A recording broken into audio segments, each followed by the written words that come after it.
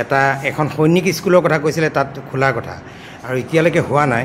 আপুনি সেই সম্পৰ্কত কিবা ক'ব নেকি? সৈনিক স্কুলৰ ব্যৱস্থাটো ইতিমধ্যে ৰাজ্য চৰকাৰে গ্ৰীণ চিগনেল দিছে। আমাৰ এই যিটো প্ৰশ্ন উত্থাপিত হৈছে সৈনিক স্কুলৰ স্কুলটো স্থাপিত হ'ব লাগে, আৰু কেন্দ্ৰ চৰকাৰে একচুৱেলি সৈনিক স্কুলখন ৰেচিডেঞ্চিয়েল টাইপো কৰিব খুজিছে, গতিকে অকণমান সময় লৈছে, মই ভাবোঁ এইটো স্থাপিত হ'ব লাগে। আৰু যোৱাবাৰ যিটো লোকসভা সমষ্টি আছিলে কলিয়াবৰ, সেইটো গৌৰৱ গগৈ আছিলে কংগ্ৰেছৰ, আৰু আপুনি আছিলে যোৰহাটৰ, আৰু এতিয়া দুইটা চিট প্ৰায় সলনা সলনি হোৱা নিচিনা, কাজিৰঙা আৰু যোৰহাট হ'ল। এতিয়া গৌৰৱ গগৈ সম্পৰ্কত আপুনি কিবা ক'ব নেকি? তেওঁ ৰাজপুত্ৰত তেওঁ সম্পৰ্কে মোৰ ক'ব লগা একো নাই। তেওঁ ফেমিলি বেকগ্ৰাউণ্ড বেলেগ, তেওঁ মানে বহুতে ভাবে চাগে আমাতকৈ অকণ বেছিয়ে জানে, নাজানো বেছি জানে নে নাজানে, কিন্তু তেওঁ সম্পৰ্কে মোক ক'ব লগাও নাই। যেনেকৈ কৰিছে তেনেকৈ ভাল কাম কৰি ভাল কৰিব, বেয়া কাম কৰিব। তেওঁ বিজয়ী হ'ব বুলি ভাবিছে নেকি? এইটোতো নাগব, দূৰ দূৰলৈকে বিজয় হোৱাৰ সম্ভাৱনা নাই।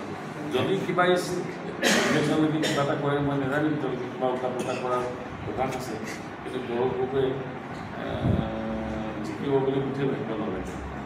যিসকলে কলিয়াবৰ লোকসভাত থাকে, কলিয়াবৰ লোকসভাত অন্তৰ্গত যিবিলাক সমষ্টি আগতে আছে, সেইবিলাক সমষ্টি যদি চাই যায়, তেতিয়া কেতিয়াও কংগ্ৰেছৰ পক্ষত ভোটদান নকৰে। মই এইটো বৰ কেঁচা, মই নাজানো, এইটো কৰিছোঁ, বেছি ভোট পাব দেখা কৰিছোঁ নাই হ'ব। আচলতে কেণ্ডিডেটৰটো ডাঙৰ এটা পাৰ্টিৰ ৰোলটো বেছি থাকে, দলটোৰ ৰোল। আমি এটা নিমিত্ত হয়। আমাৰ যদি নৰেন্দ্ৰ মোদী ডাঙৰীয়াৰ নাম ল'ব, হিমন্ত বিশ্ব শৰ্মাৰ নাম ল'ব, অজন্তা নেওগৰ নাম ল'লে আমাৰ ফেচ ভেলু কি? গতিকে যিকোনো মানুহে আপুনি তেনেকৈ লিখিব নোৱাৰিব। তেওঁলোকে কংগ্ৰেছৰ কেণ্ডিডেট তেনেকুৱা একো ক'ব লগা নাই, কিন্তু পাৰ্টিটো আছে, দলৰ কেণ্ডিডেট প্ৰাৰ্থীৰ মাজত সামঞ্জস্য আছে চাগে। संबंध स्थापित या संपर्क स्थापित कर सकेंगे क्या मेरा जी आपसे? मैं तो वहाँ मैं गोलाघाटत घर ইতিমধ্যে লৈছোঁ, আৰু গোলাঘাটটো আমাৰ এটা কৰ্মস্থলী হ'ব। আমাক লগ পাবৰ কাৰণে বেছি অসুবিধা নহয়, আমি তাৰ কাৰ্যালয় ঠিকনা দি দিম। আমাৰ পাৰ্টি কাৰ্যালয়বিলাকতো আমি মানে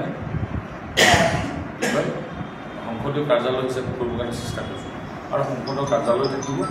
আৰু বিধায়কসকলকো আমি এই কথা পৰামৰ্শ দিছোঁ যে বিধায়কসকলেও এই সংসদৰ কাম কাজ অকণমান লিংক যিহেতু থাকিব, এতিয়া পাৰ্টি গতিকে তেওঁলোকেও সহায় কৰিব। আমি গোলাঘাটত কাৰ্যালয়ৰ ব্যৱস্থা কৰিছোঁ। আচলতে সমষ্টিটো বহুত বেলেগ থাকে। আৰম্ভ হৈছে তিতাবৰত, শেষ হৈছে লামডিং, এইফালে আৰম্ভ হৈছে দেৰগাঁৱত, শেষ হৈছে বৰং, আকৌ ৰাজাগাঁও বুলি কৈছে। গতিকে ডাঙৰ সমষ্টি।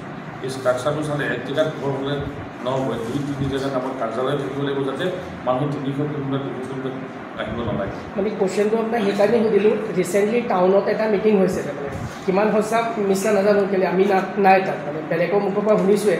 মানে এজনে ক'লে যে আপোনাক কিবা সুধিছিলে, তো আপুনি ক'লে যে বোলে মই এতিয়া আহিছোঁ, আকৌ 1 বছৰ 2 বছৰ পাছত মই লগ পাবও পাৰোঁ, নাপাবও পাৰোঁ। এনেকুৱা কিবা কথা ওলাইছিলে নেকি বাৰু ৰিচেণ্টলি টাউনৰ কোনোবা মিটিঙত?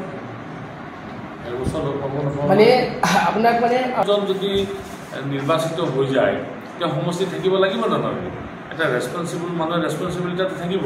ইমান মানুহে মৰম চেনেহ কৰিব আৰু সংসদীয় সমষ্টিটো এৰি যাব পাৰি বুলি ভাবিব নালাগে। এইটো এটা লাইটাৰ মুডত কৰিব। আমি অলৰেডি আমাৰ জিলা কাৰ্যালয়ত সাংসদীয় কাৰ্যালয় এটা আমি স্থাপন কৰিম, যাতে মানুহখিনি কমিউনিকেট কৰিবলৈ ভাল হয়। আপুনি ক'তো থাকিব নোৱাৰে পাৰ্মানেণ্ট ইয়াত, মানে ষ্ট্ৰাকচাৰটো এনেকুৱা যে আপুনি এজেগাত আৰম্ভ কৰি এজেগাত শেষ হৈছে। বহুত ডাঙৰ সমষ্টি, গতিকে জনসাধাৰণক আমি অলৰেডি জনাই দিছোঁ, আমাৰ যিবিলাক পাৰ্টি ৱৰ্কাৰ্ছো জনাইছোঁ যে আমাক যোগাযোগ কৰিবলৈ হ'লে দলীয় কাৰ্যালয়টো এটা বেষ্ট প্লেচ, আৰু আমাৰ নিজৰ ঠিকনাটো ইয়াত জনাই দিম। আৰু এনে কিবা আপুনি বেলেগকৈ পদক্ষেপ ল'ব নেকি, মানে আপোনাৰ য'তে মানে মানুহবিলাকে মানে আপোনাৰ ওচৰত ইজিলি যাব পাৰে বা তেনেকুৱা? আমাৰ ওচৰত ইজিলি যাব পৰা ব্যৱস্থা আছে। কাৰ্যালয় যেতিয়া থাকিব তেতিয়াহ'লে আমাক ইজিলি ল'ব। নতুনকৈ হোৱা কাজিৰঙা এই সমষ্টিৰ কিছু অংশ নগাঁও লোকসভা আৰু পুৰণা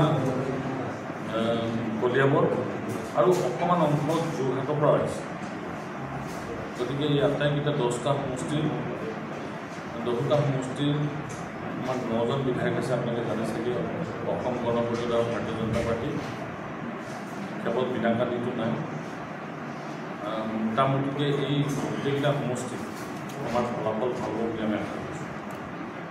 আৰু জনসাধাৰণৰ যিটো সঁহাৰি, এই সঁহাৰি আমি পূৰ্বৰ যিমান নিৰ্বাচন দেখিছোঁ নিৰ্বাচনতকৈ বেছি ইতিবাচক যেন মোৰ অনুভৱ হৈছে। জনসাধাৰণে স্বতঃস্ফূৰ্তভাৱে আমাৰ মাজলৈ ওলাই আহিছে আৰু আমাক লঘু দিছে।